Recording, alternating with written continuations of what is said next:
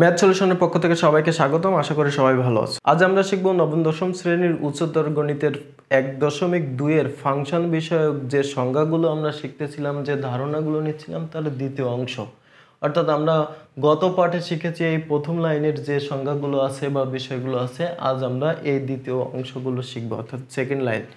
এখানে যে বিষয়গুলো আছে সেই বিষয়গুলো জানতে গেলে আমাদের আগের পর্বটা জেনে এসে তারপরে এটা জানা সবচেয়ে বেটার।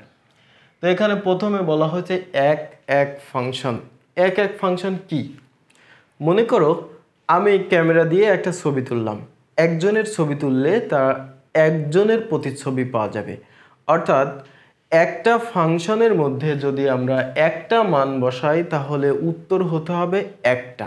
যেমন আমি যদি F of x equal to লিখি 2x + 2 বা 3, তো আমি এখানে লিখলাম এফ অফ 1 সমান এখানে কত আসে 2 × 1 + 2, তার মানে 4। এফ অফ যদি 3 বসাই তাহলে আসে 2 × 3 + 2, তার মানে হচ্ছে 3 × 6 = 2 = 8। আমি যদি এরকম বসাতে থাকি 10 বসাই তাহলে 2 × 10 + 2, তার মানে আছে 10 × 10 = 20 আর 2 = 22, এরকম আসছে। তার মানে খেয়াল করো, 1 এর জন্য আসছে 4, 3 এর জন্য আসছে 8, 10 এর জন্য আসছে 22। প্রত্যেকটার জন্য দেখো আলাদা আলাদা একটা মান আসছে। এটা খেয়াল করো, এটা প্রত্যেকটার জন্য ভিন্ন ভিন্ন মান। তো এরকম যদি একজনের ছবি তুলি তাহলে ইমেজ বা প্রতিচ্ছবি হতে হবে একজনের।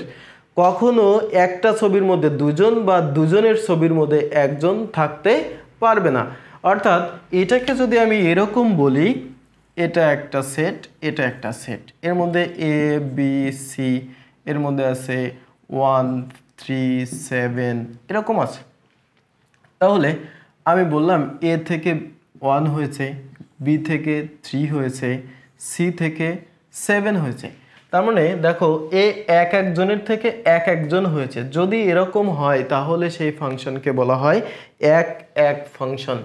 যদি কোনো কারণে এরকম ফাংশন, আমরা একটু আগে চিন্তা করতেছিলাম যে এখানে আমি লিখলাম F of x equal to x² + 1, এরকম আছে।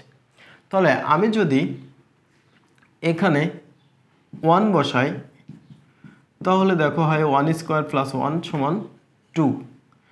যদি -1 বসাই তাহলে দেখো -1 তার স্কোয়ার + 1, তার মানে 2। যদি এরকম জোড় বিয়োগ এভাবে বসাতে থাকি তার মানে 1 বসালে আমাদের কত হয়েছে? 1 বসালে হচ্ছে 2।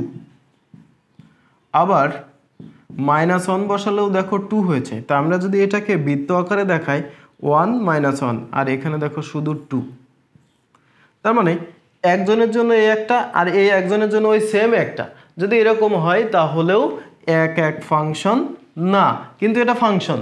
দেখো এর প্রথমটা ভিন্ন ভিন্ন কিন্তু দ্বিতীয়টা সেম হয়েছে, তাহলে এটা এক না, একজনের জন্য একজন থাকতে হবে। যেমন আমি যদি এখানে এরকম বলি F of x equal to ± x, তাহলে আমি যদি এখন এফ অফ 2 লিখি তাহলে দেখো হবে ± 2। এর অর্থ কি? 2 দিলে +2, আবার -2 দিলে -2, তার মানে ব্যাপারটা কি হলো?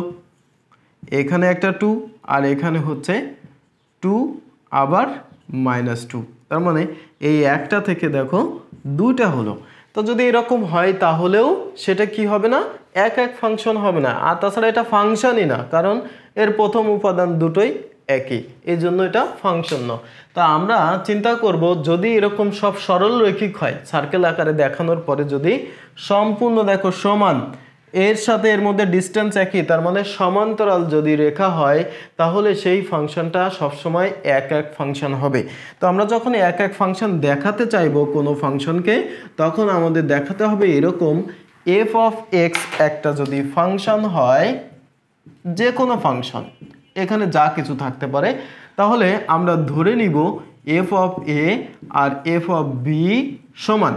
এরকম সমান হলে যদি আমরা এখান থেকে এ আর বি সমান দেখাতে পারি দেন আমরা বলতে পারবো যে এই ফাংশনটা এক এক ফাংশন। যদি এ আর বি সমান না হয় তাহলে এক এক ফাংশন না। এখন আমরা এখানে আছে সার্বিক ফাংশন বা ওয়ান টু ফাংশন। এই এক এককে বলা হয় ওয়ান অন অথবা এক এক।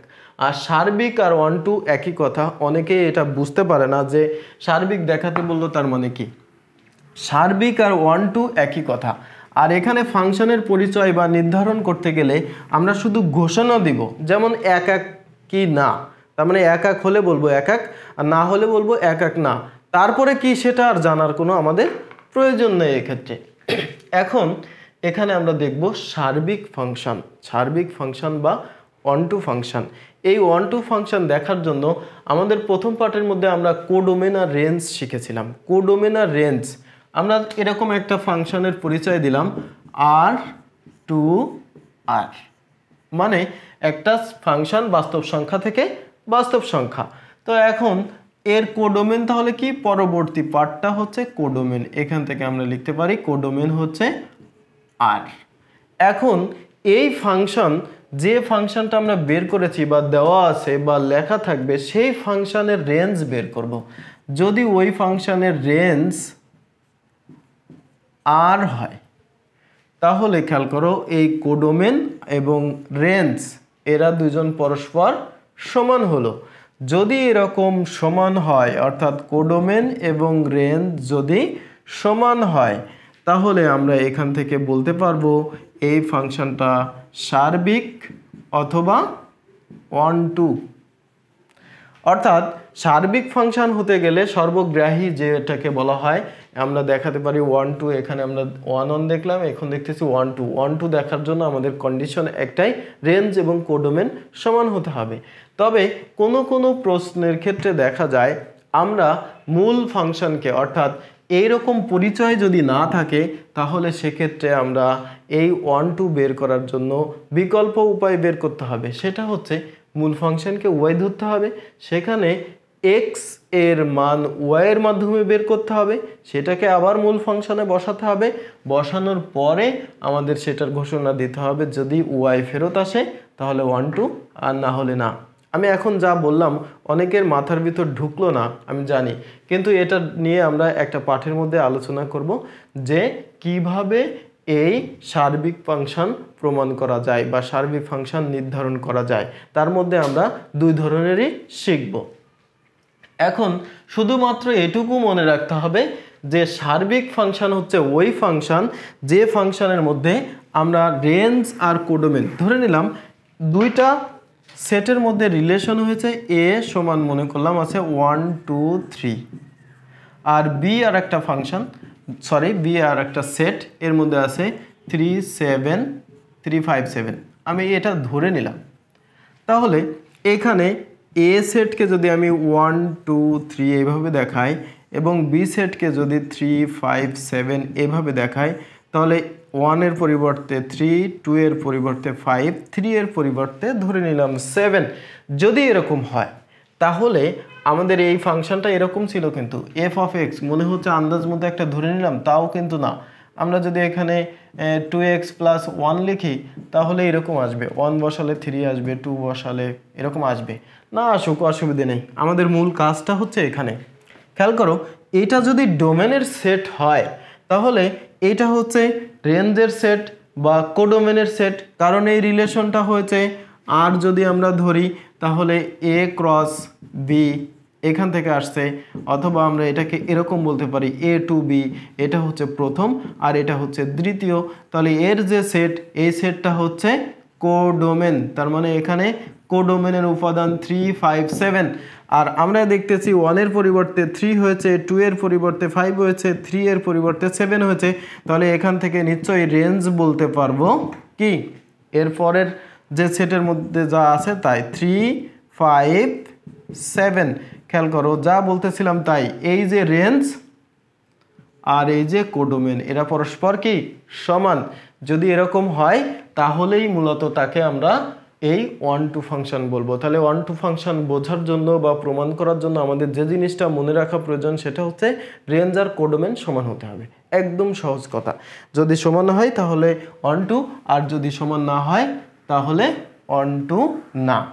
এখানেও একই কথা, 1 2 না হলে কি হবে সেটা আমাদের জানার প্রয়োজন নেই। এখন হচ্ছে সরল রৈখিক ফাংশন। সরল রৈখিক ফাংশন, সরল রেখা আমরা এখানে হায়ার ম্যাথের মধ্যে 11 নম্বর অধ্যায়ের মধ্যে আমরা করেছি। 11 নম্বর অধ্যায়টা পুরোটাই হচ্ছে সরল রেখার উপরে। সরল রেখার সমীকরণ, সাধারণ সমীকরণ ছিল y = mx + c। এখানে y কে বলা হয় অধীন চলক, x কে বলা হয় স্বাধীন চলক, m হচ্ছে ঢাল, সরলরেখার ঢাল, আর c হচ্ছে y এর খণ্ডিত অংশ। তো আমাদের এটা বেশি জানার দরকার নেই। এই আকৃতির যদি ফাংশন হয়, এই আকৃতির বলতে কি, y কে ধরা হয় হচ্ছে f, অর্থাৎ মূল ফাংশনকে সবসময় y ধরা হয়। এটা সমান যদি 2x + 7, তাছাড়া একটু আগে একটা লিখেছিলাম, ধরলাম g of x, এটা হলো 2x + 1, এটা হলো g, পরে আমি দিলাম m of x, যে কোনো নাম আমরা এখানে ইউজ করতে পারবো। সেটাকে আমি লিখলাম মনে করো x² + 5, আর একটা লিখলাম মনে করো m n of x, এটাকে লিখলাম মনে করলাম x³ + 3। খেয়াল করো, আমরা এখানে সরল রৈখিক ফাংশন কাকে বলতেছি, যেগুলোর পাওয়ার 1। এই x এর পাওয়ার এখানে কত আছে, 1 আছে, এখানে কত আছে 1, এখানে কত আছে 2, এখানে আছে 3। তো এই পাওয়ার যদি 1 থাকে, সেই ধরনের যে ফাংশন থাকবে সেই ফাংশনকে বলা হবে হচ্ছে সরল রৈখিক ফাংশন। এখানে দেখো 1 আকারে আছে, যদি 1 থাকে পাওয়ার, তাকে আমরা বলবো সরল রৈখিক ফাংশন।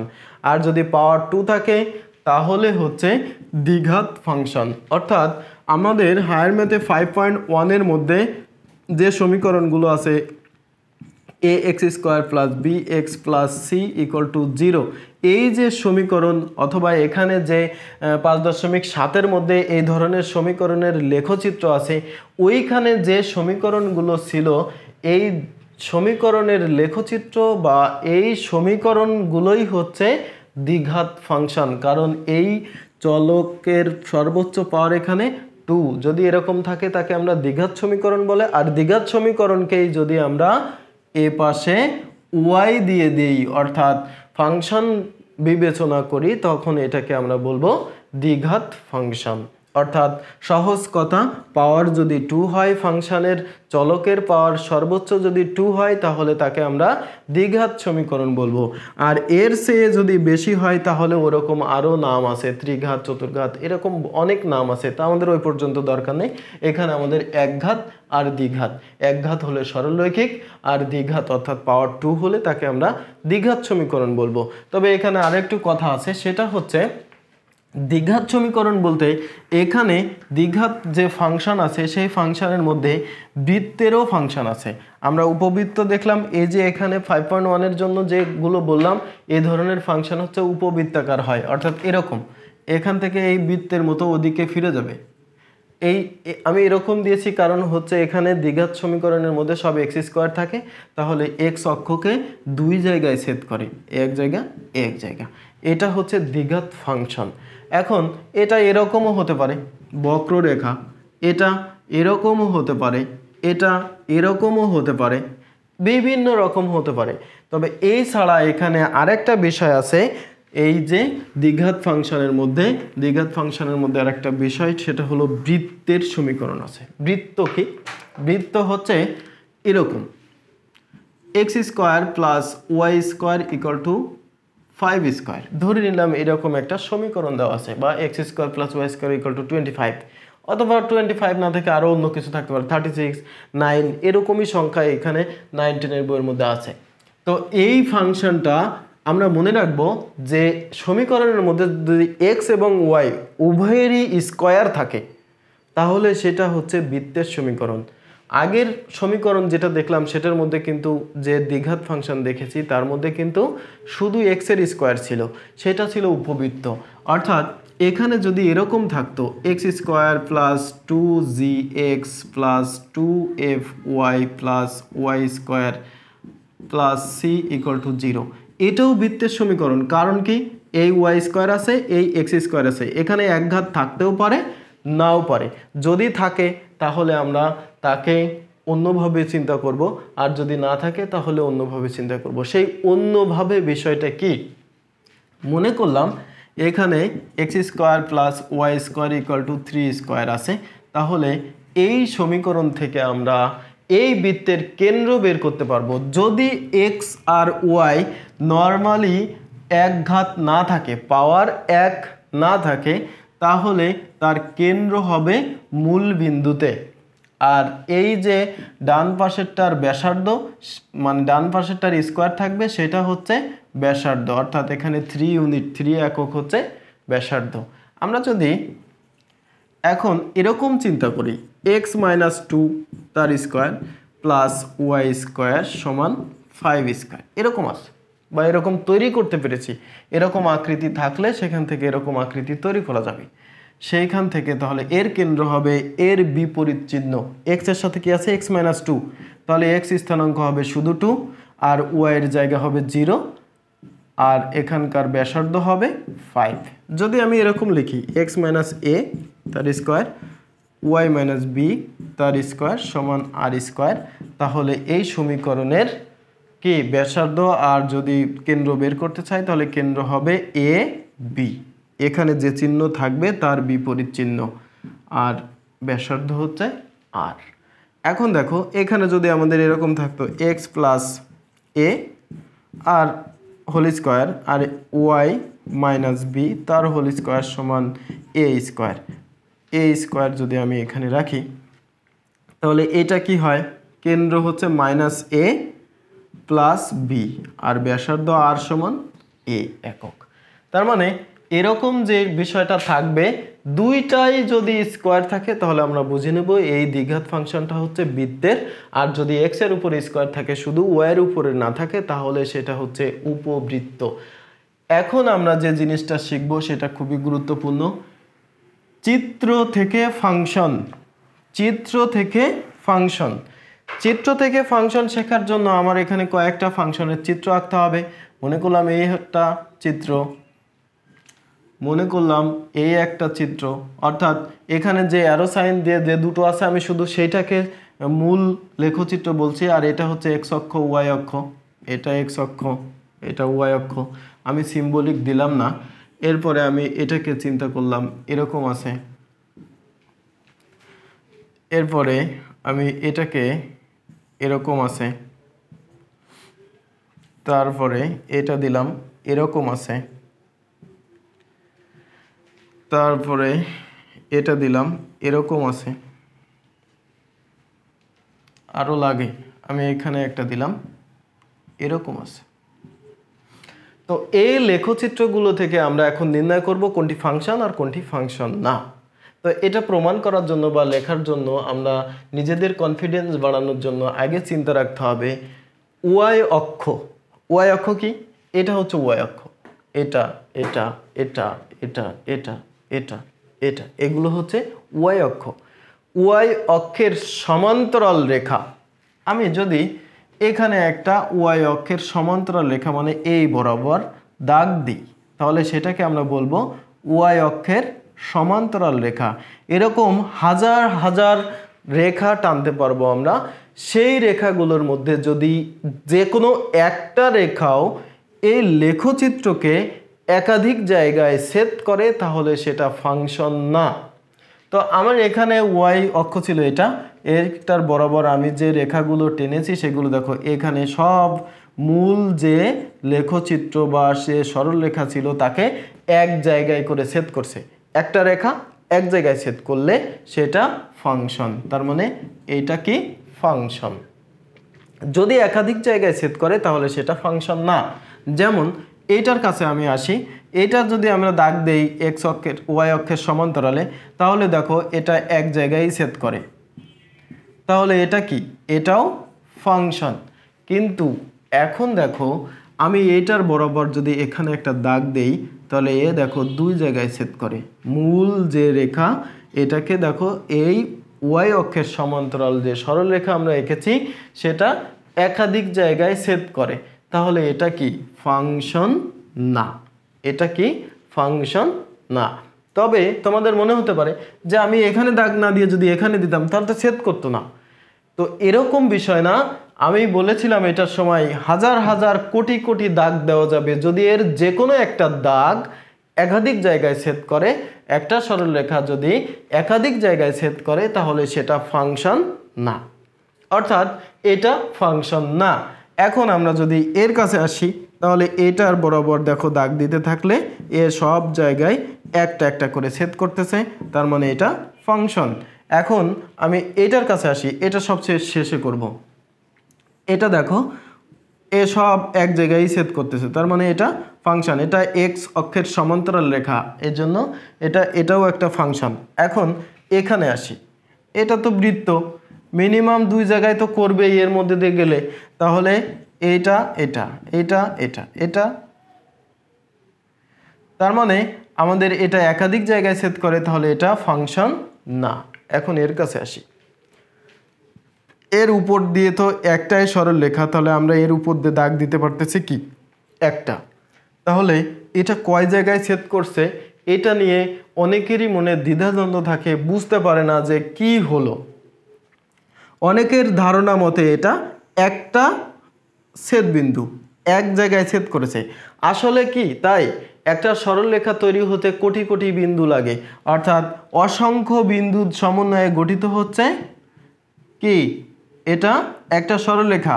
তা আমরা যখন এর উপর দিয়ে দাগ দিচ্ছি তখন এই সরলরেখার উপরে হাজার হাজার কোটি কোটি যে বিন্দু আছে সবাইকেই ছেদ করতেছে, তার মানে এটাকে একাধিক জায়গায় ছেদ করলে সেটা ফাংশন ছিল না। তাই এটার একাধিক জায়গায় ছেদ করে মানে সব বিন্দুর উপর দিয়েই যায়, তার মানে এটা একটা ফাংশন না।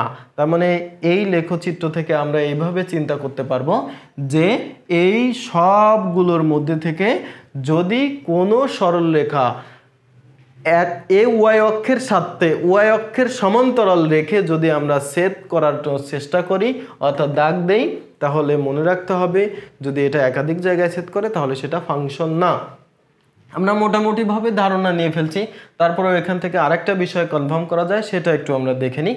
সেটা হচ্ছে এই যে সমীকরণগুলোর চিত্র হবে নিশ্চয়ই, এগুলো কোনো না কোনো সমীকরণের চিত্র, সেই সমীকরণ বা সেই ফাংশন, অর্থাৎ এটা একটা ফাংশনেরও চিত্র বটে। তো এই ফাংশনের ডোমেন এবং রেঞ্জ কিভাবে নির্ণয় করতে হবে, অর্থাৎ এই চিত্র থেকে কিভাবে ডোমেন এবং রেঞ্জ নির্ণয় করা যায় সেটা আমরা একটু দেখি। এইখানে আমি মনে করলাম এর মান, এই পজিশনটাই এখানকার মান আমি মনে করলাম -5। তাহলে এই চিত্রের মধ্যে ওয়াই এর সর্বনিম্ন মান হচ্ছে এখানে, এই জায়গাটায় ওয়াই এর সর্বনিম্ন মান। তাই একটা সমীকরণের মধ্যে থেকে একটা লেখচিত্র পাওয়া যাবে, সেই লেখচিত্র থেকে এক্স এর সকল মান নিয়ে গঠিত যে সেট সেটা হচ্ছে ডোমেন, আর ওয়াই এর সকল মান নিয়ে গঠিত যে সেট সেটা হচ্ছে রেঞ্জ। তাহলে এখানে দেখো এক্স এর সব মানের জন্য এটা সংজ্ঞায়িত, কারণ এটা এদিক থেকে বাড়তে থাকবে, এদিক থেকে বাড়তে হবে, অর্থাৎ এদিকে যেতে আছে। তাই এরকম যদি যেতে থাকে তাহলে এক্স এর সব মান, তার মানে এটার ডোমেন হবে এরকম, ডোমেন হবে আর বাস্তব সংখ্যার সেট। আর রেঞ্জ যদি এখানে 5 হয়ে থাকে, আমরা একটা আনুমানিক মান ধরে নিয়েছি, তাহলে এটা -5-এর চেয়ে উপরের দিকে সব, তার মানে রেঞ্জ হবে এই ফাংশনের জন্য -5-এর চেয়ে বড়, -5-এর চেয়ে বড়। তাহলে আমরা যদি লিমিট আকারে লিখি তাহলে এরকম লিখতে পারবো -5 থেকে একদম ইনফিনিটি পর্যন্ত। তো যাই হোক, ওটা নিয়ে আমাদের মাথা ব্যথা না, আমরা এটা পরবর্তীতে আরও ভালো করে শিখব। আমরা যে মূল পাঠের মধ্যে যাব অর্থাৎ বইয়ের অঙ্কগুলো আমরা করব, তখন আমরা এগুলো আরও ভালো বুঝতে পারবো। আমরা শুধুমাত্র এর সংজ্ঞা বা কিভাবে আছে এর একটা ধারণা নিয়েছি, অর্থাৎ মৌলিক ধারণা, যে ধারণাগুলো না নিয়ে আমরা ফাংশনের অঙ্কগুলো করতে পারবো না। এই ধারণাগুলো না নিয়ে যদি আমরা বইয়ের অঙ্কগুলো করি তাহলে আমাদের কোনো কাজে লাগবে না, আমাদের মনে থাকবে না। এজন্য এই ধারণাগুলো খুবই গুরুত্বপূর্ণ এবং এগুলো মনে রেখে তারপরে স্টেপ বাই স্টেপ যদি অঙ্ক করতে থাকি তাহলে আমরা সহজ লাগবে, আমাদের সহজেই সিলেবাস শেষ হবে, সহজেই অঙ্ক করতে পারবো। অর্থাৎ যে কোনো সৃজনশীল প্রশ্ন আসলে তখন আমাদের কাছে সহজ মনে হবে এবং সময়ও কম লাগবে। আজকের পাঠে যা আমরা শিখলাম আশা করি সবাই ভালো বুঝতে পেরেছো। আর যদি কোনো প্রবলেম থাকে তাহলে অবশ্যই কমেন্ট করে জানাবে, তাহলে পরবর্তীতে তার সলিউশন করে দেওয়ার চেষ্টা করব। পরবর্তী ভিডিওতে থাকবে 1.2-এর 1 থেকে 7 নম্বর এমসিকিউ প্রশ্ন। সো এই ভিডিওটি যদি তোমাদের ভালো লেগে থাকে এবং এখান থেকে নতুন কিছু শিখে থাকো তাহলে অবশ্যই ভিডিওটি লাইক, কমেন্ট এবং বন্ধুদের মাঝে শেয়ার করতে ভুলবে না। এবং পরবর্তী ভিডিও পাওয়ার জন্য অবশ্যই ম্যাথ সলিউশন চ্যানেলটি সবাই সাবস্ক্রাইব করবে। সবাই ভালো থাকো, সুস্থ থাকো এবং শিখতে থাকো নতুন কিছু।